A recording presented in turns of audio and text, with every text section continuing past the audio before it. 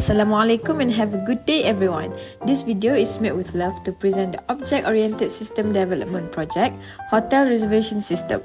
The group consists of 4 students which are Aisha, Hazliana, Anis and Khalisa. Let's go! Firstly, the system will ask the user to enter the guest name. Next, they must enter their ID. After that, the guests will have to choose between 4 types of rooms which are deluxe, family, suite and single rooms. The next step is to provide the check-in date and the check-out date. Now, we're going to click the check availability button to check how many of rooms and what type of rooms are available currently. Right after that, guests will have to select the payment method, card or cash. Click the reserve a room button and look what pops up. Various banks in Malaysia for guests to select. Up next, guests must enter the bank account number. Now, clicking the confirm payment button will display a message saying payment successful.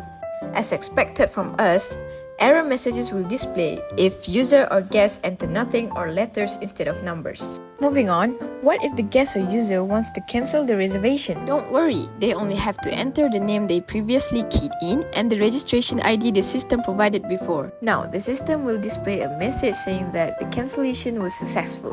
If you put the wrong reservation ID or even put letters in it, an error message will get displayed.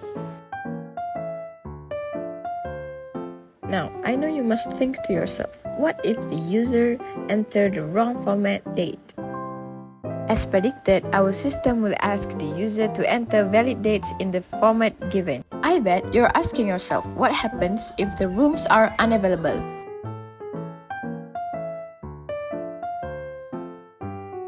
Of course, we'll let you know the availability of the rooms.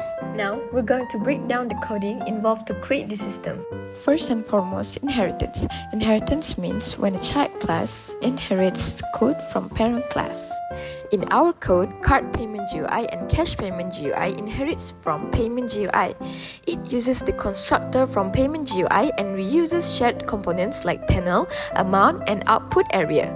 This helps us avoid repeating code and makes our program more structured. Secondly, abstraction. Abstraction is when a class only shows the essential parts and hides the messy details. In our code, card payment GUI is a subclass of an abstract class payment GUI. The abstract class defines what a payment GUI should do. As an example, have a show payment form method but doesn't explain how. The actual implementation is done in the subclass. This way, users only see the important part, the interface, not the internal complexity. Third is encapsulation. Encapsulation is about hiding the internal details like variables of a class and only exposing what's necessary through methods. In this class, all the data members like reservation ID, guest, room, check-in date, and check-out date are marked as private. That means no other class can access or modify them directly. We use public getter methods to allow read-only access. There are no setter methods here, which means the data is fixed once the object is created, making it more secure.